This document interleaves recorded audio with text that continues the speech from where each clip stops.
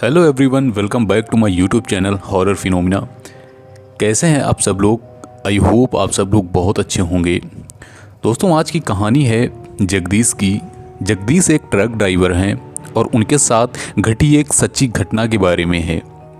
कहानी की तरफ बढ़ेंगे उससे पहले आपसे एक छोटी सी रिक्वेस्ट है। अगर आप हमारे यूट्यूब चैनल पर पहली बार आए हैं तो चैनल को सब्सक्राइब करें, साथ में ही बेल आइकन को भी ऑन कर लें ताकि हमारी वीडियो का आने वाला हर नोटिफिकेशन आप तक ईजिली पहुंच जाए।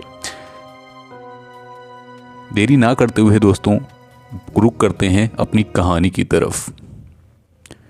मेरा नाम जगदीश है। मैं पिछले 10 सालों से ट्रक चला रहा हूं। हमारे साथ एक रात ऐसी घटना घटी। इस घटना के बाद में उस रात तो पूरा मेरा शरीर कांप सा गया था। यह कहानी आज से 2 साल के पहले की है। दिसंबर का महीना था। ठंड अपनी चरम सीमा पे थी। मैं और मेरे साथ मेरा कंडक्टर अमित, दोनों साथ में ही एक माल की डिलीवरी के लिए निकलते हैं। दिन में ट्रैफिक ज़्यादा होने की वजह से हम अक्सर रात में ही चलना ज़्यादा पसंद करते थे। रात में वाहन थोड़ा कम चलते हैं, जिसके चलते ट्रैफिक थोड़ा अच्छा रहता है। हर दिन की तरह उस रात भी हम लोग अपने ट्रक में मोरंग लेकर माल की डिलीवरी के लिए जा रहे थे। हाईवे पर चल रहे थे, तभी मेरी नज़र अचानक मेरे कंडक्टर अमित पे पड़ती है। मैंने देखा कि अमित पूरे चद्दर लेके अपने शरीर में डाल रखा था और एक तरीक बिल्कुल जमा हुआ बैठा था। मानो सारे जहां की सर्दी सिर्फ उसे ही महसूस हो रही थी। कि तभी अचानक उसने मेरी तरफ देखते हुए कहा, उस्ताद, आज सर्दी कुछ ज़्यादा लग रही है। तो मैंने भी उससे जवाब दिया, हाँ, सर्दी सिर्फ तुझे ही ज़्यादा लग रही है, मुझे तो नहीं लग रही है। और सच में उस रात सर्दी मुझे थोड़ी ही कम लग रही थी। कुछ दूरी चलने के बाद में ही अमित मुझसे कहता है, उस्ताद, कहीं ढाबे पे रोकते हैं, चाय पीते हैं। उसकी ये बात सुनने के बाद मैंने उससे बोला, एक तो वैसे भी काफ़ी लेट हो गए हम लोग, और अगर माल की डिलीवरी सही टाइम पर नहीं करेंगे तो मालिक हम लोगों पे चिल्लाएगा। कि तभी अचानक अमित बोला कि आप इतना क्यों ही सोचते हैं मालिक के बारे में, बोल देना कि रुक गए थे चाय वाय पीने के लिए। हमेशा की तरह मेरे कंडक्टर अमित से कोई भी जीत नहीं पाता था बातों में। कुछ दूरी चलने के बाद मुझे एक ढाबा दिखाई देता है, जहां मैं अपने ट्रक को साइड में लगाकर खड़ा करता हूं।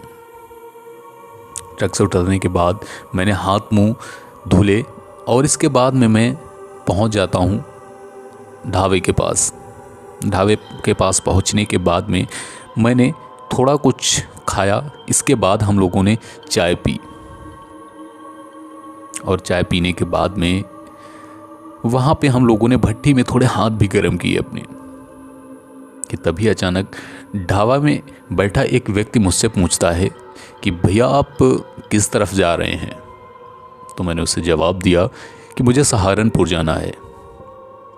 तो उसने यह बात सुनते हुए अचानक इस अजीब तरह से मेरी तरफ देखा और बोला, आप इतनी रात में, वो भी इस रास्ते से सहारनपुर जाएंगे? तो उसका ये बर्ताव मुझे थोड़ा कम अच्छा लगा। मैंने उससे तभी पूछा कि क्यों, ऐसा क्या है? कि तभी उसने कहा कि इस रास्ते में आगे चलकर शैतानी साया रहता है। उसकी इतनी बात सुनने के बाद में मुझे काफ़ी तेज़ी से हंसी आती है। हालांकि उसकी इस बात पे मैंने भी उसे जवाब दिया कि चलो ठीक है, कोई नहीं, मैं भी मिलता हुआ चला जाऊंगा उस शैतान से।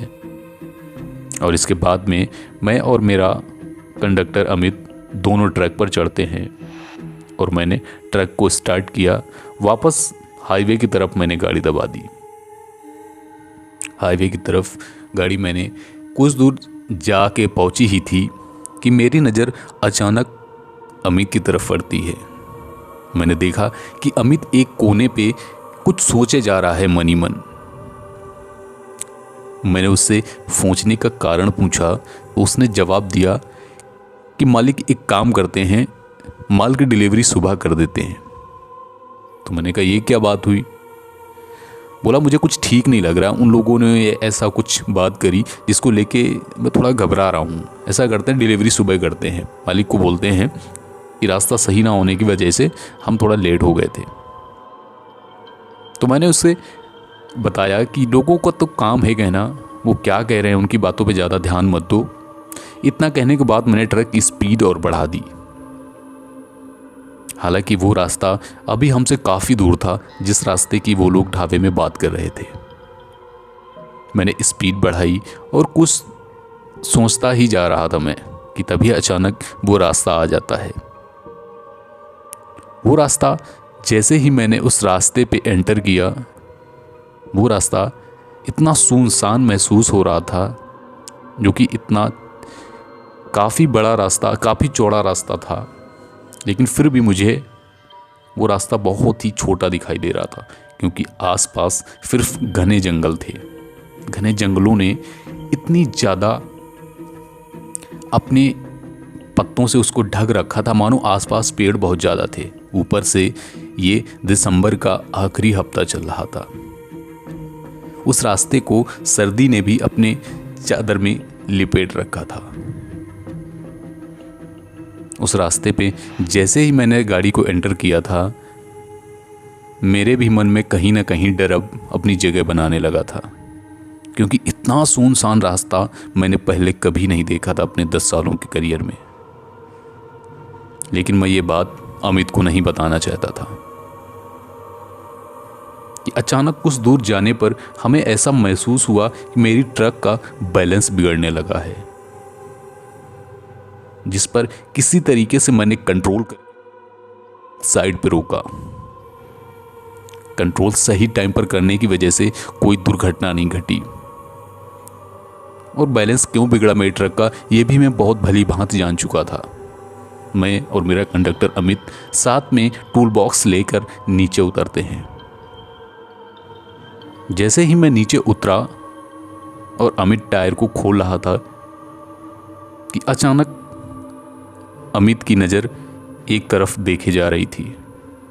और कुछ देर बाद अमित ने मुझसे पूछा, उस्ताद वो देखो बरगद का पेड़ जिसकी लोग बात कर रहे थे।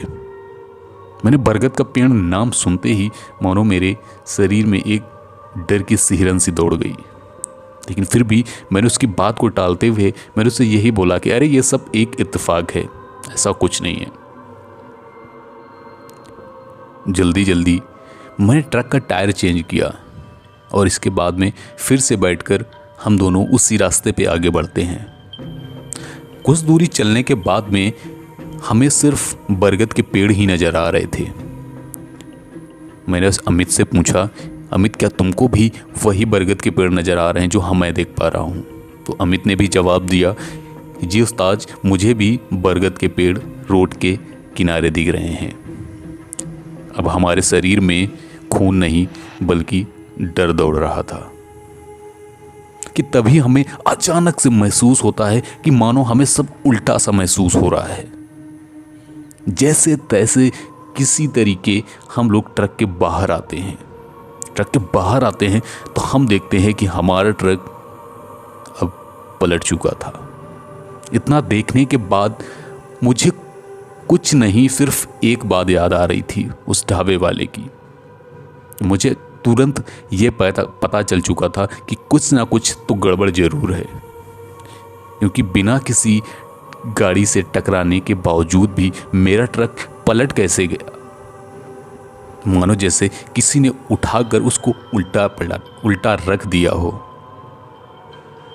मैंने इतना देखने के बाद में मैंने और अमित ने वहां से जोर की दौड़ लगाई। काफी दूर दौड़ने के बाद में हमें एक चाय की दुकान दिखाई दी, जहां पर पहुंचने के बाद हमने ये सारी घटना वहां बैठे कुछ लोगों से बताई। तो लोगों ने उस रोड के बारे में वही बताया जो कुछ देर पहले हमसे ढाबे वाले ने बताया था। उन्होंने बोला इस रास्ते पर शैतान का साया रहता है, जहां 12 बजे के बाद कोई भी गाड़ी नहीं निकल सकती है। इतना सुनने के बाद मैं मन ही मन सिर्फ अपने आप को ही कोसे जा रहा था कि मैंने क्यों ना उन ढाबे वालों की बातों पर यकीन किया। अगर मैंने यकीन कर लिया होता तो आज हमारे साथ यह घटना नहीं घटती। लेकिन कुछ भी कहो, उस घटना के बाद में मेरे अंदर डर नाम की एक चीज़ पैदा हो गई और वो रात आज भी मुझे याद रहती है। आज भी मैं उस रास्ते पर कभी भूल कर भी नहीं जाता हूँ। लेकिन ये डर मुझे ज़िंदगी भर हमेशा याद रहेगा। दोस्तों, आज की कहानी में बस इतना ही। मिलेंगे आपसे जल्द ही एक नई कहानी के साथ में। आपको कहानी कैसी लगी है कमेंट बॉक्स में ज़रूर बताएं, और अगर आपको कहानियाँ सुनना पसंद है तो हमारे इस YouTube चैनल को ज़रूर सब्सक्राइब करें। मिलते हैं आपसे जल्द ही, तब तक के लिए नमस्कार, धन्यवाद।